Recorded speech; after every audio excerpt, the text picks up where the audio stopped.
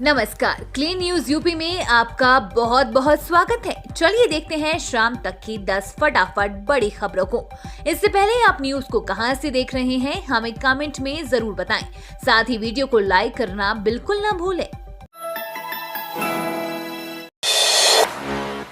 दक्षिण से उत्तर में आएगा निवेश, 9,000 करोड़ का हुआ करार। उत्तर प्रदेश को नए भारत का ग्रोथ इंजन बनाने के लिए मुख्यमंत्री योगी आदित्यनाथ के दिशा निर्देशन में जारी डोमेस्टिक रोड शो के दूसरे पड़ाव चेन्नई से भी उत्साह बढ़ाने वाले रुझान सामने आए हैं। कोई यूपी के धार्मिक शहरों को ट्रांसपोर्ट सेवाओं के जरिए जोड़ने में निवेश की चाह लिए दिखा, तो किसी ने उच्च शिक्षा के क्षेत्र में निवेश के लिए उत्साह दिखाया। इसके अलावा defence, hotel and distilleries, renewable energy, health care, sugar mill और वित्तीय सेवाओं में निवेश के लिए उद्यमियों ने सकारात्मक भाव प्रदर्शित किया। इतना ही नहीं, यहाँ उद्यमियों ने यूपी सरकार के साथ इंटेंट MOU के माध्यम से करीब 9,000 करोड़ का करार किया। योगी आदित्यनाथ नोएडा प्राधिकरण को देंगे 1,500 करोड़ रुपए। नोएडा अथॉरिटी योगी आदित्यनाथ के सपनों को पूरा कर रही है। अब निवेश को बढ़ावा देने के लिए उत्तर प्रदेश सरकार पहली बार औद्योगिक विकास प्राधिकरणों को जमीन खरीदने के लिए पैसा देने जा रही है। सरकारी सभी विकास प्राधिकरण को करीब 8,000 करोड़ रुपए देगी, जिसमें से करीब 1,500 करोड़ रुपए नोएडा प्राधिकरण को मिलने की उम्मीद है। जिले के ग्रेटर नोएडा और यमुना प्राधिकरण को भी 1,000 करोड़ रुपए की मिलने की संभावना है। जमीन खरीदने के लिए पैसा मिलने से विकास कार्यों में तेजी आएगी। यूपी को नए भारत का ग्रोथ इंजन बनाने में सहभागी बनेंगे तमिलनाडु के उद्यमी। उत्तर प्रदेश को नए भारत का ग्रोथ इंजन बनाने के मुख्यमंत्री योगी आदित्यनाथ के प्रयासों में तमिलनाडु के उद्यमी भी सहभागी बनेंगे। चेन्नई के ITC ग्रैंड चोला में प्रदेश के मंत्रियों के साथ हुई बिजनेस टू गवर्नमेंट मीटिंग और रोड शो के दौरान दक्षिण भारत के उद्योगपतियों ने यूपी में solid waste management, petrochemical, defence, transport, उच्च शिक्षा, होटल एंड डिस्टिलरीज, सौर ऊर्जा, हेल्थ केयर, शुगर मिल तथा वित्तीय सेवाओं में निवेश की इच्छा जताई। फिक्की तमिलनाडु राज्य काउंसिल के चेयरमैन और ट्रिविट्रॉन ग्रुप के CMD GSK वेलू, HCL ग्रुप पब्लिक पॉलिसी प्रमुख कीर्ति करमचंदानी, एपिरॉन हेल्थ केयर की निदेशक अनीता मदाला और पेटरसन एनर्जी के अमरनाथ ने भी अपने अनुभवों को साझा किया और अन्य उद्यमियों को भी निवेश के लिए प्रोत्साहित किया।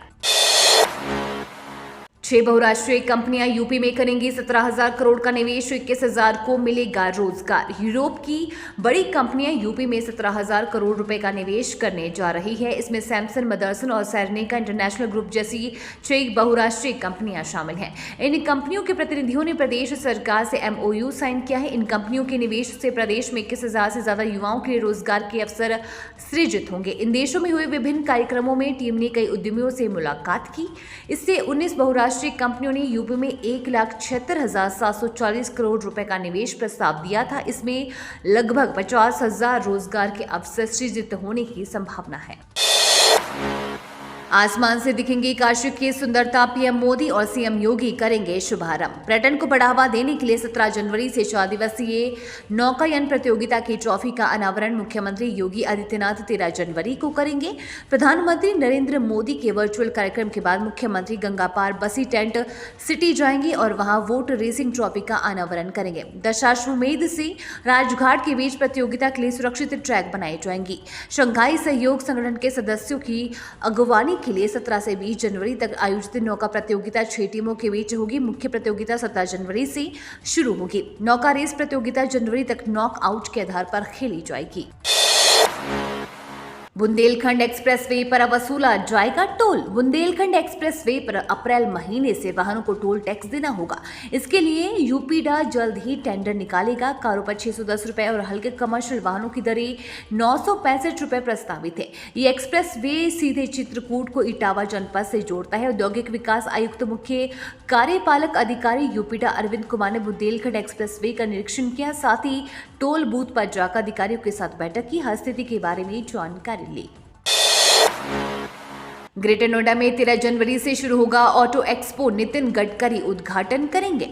ऑटो एक्सपो का 16वां एडिशन 13 जनवरी से ग्रेटर नोएडा में होने वाला है। ये इवेंट 18 जनवरी 2023 तक चलेगा। इस प्रदर्शनी में कई कार कंपनियां, 2 व्हीलर, OEM, EV कंपनियां और कमर्शियल व्हीकल बनाने वाली कंपनियां शामिल होंगी। इस मेले में विजिटर को उन गाड़ियों को देखने का मौका मिलेगा जिसे मारुति, टोयोटा, टाटा, किया, महिंद्रा जैसी तमाम कंपनियां शोकेस करने वाली है। 12 जनवरी को इसका उद्घाटन उद्घाटन केंद्रीय भारी उद्योग और सार्वजनिक उद्यम मंत्री नितिन गडकरी व भारी उद्योग मंत्री महेंद्र नाथ पांडे करेंगे। प्रदर्शनी के इस 16वें संस्करण की थीम गतिशीलता की दुनिया की खोज है। यूपी और बंगाल को जोड़ेगी गोरखपुर सिलीगुड़ी एक्सप्रेसवे, सर्वे 1 माह में पूरा होगा। गोरखपुर सिलीगुड़ी एक्सप्रेसवे के सर्वे का काम 3 जिलों में पूरा हो गया है। शेष 5 जिलों में ये काम अंतिम चरण में है, जिसे 1 माह के अंदर पूरा कर लिया जाएगा। इसके बाद एक्सप्रेसवे के लिए भूमि अधिग्रहण का काम शुरू कर दिया जाएगा।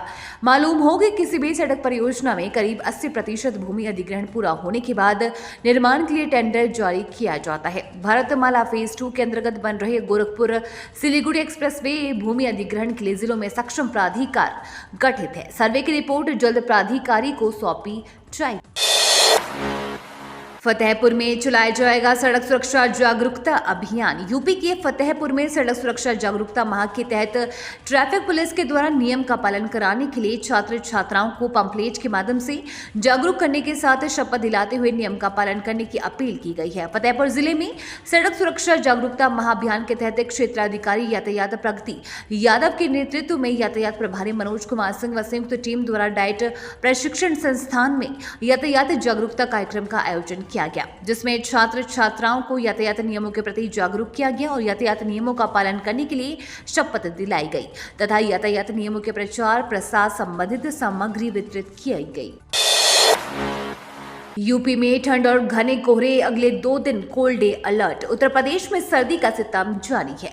प्रदेशवासी कोहरे और शीतलहर की दोहरी मार झेल रहे हैं। आज की सुबह भी घना कोहरा छाया रहा। प्रदेश के कई हिस्सों में भीषण कोल्ड डे की स्थिति बनी हुई है। मौसम विभाग के मुताबिक अगले 2 दिन तक अभी ठंड से कोई खास राहत मिलने की संभावना नहीं है। मौसम विभाग ने 12 जनवरी तक प्रदेश के कई हिस्सों में येलो अलर्ट और ऑरेंज अलर्ट जारी किया हुआ है। ये तो थी शाम तक की बड़ी खबरें। रोजाना उत्तर प्रदेश की ताजा खबरों के लिए क्लीन न्यूज यूपी को सब्सक्राइब कर बेल आइकन को दबाना बिल्कुल ना भूलें। धन्यवाद।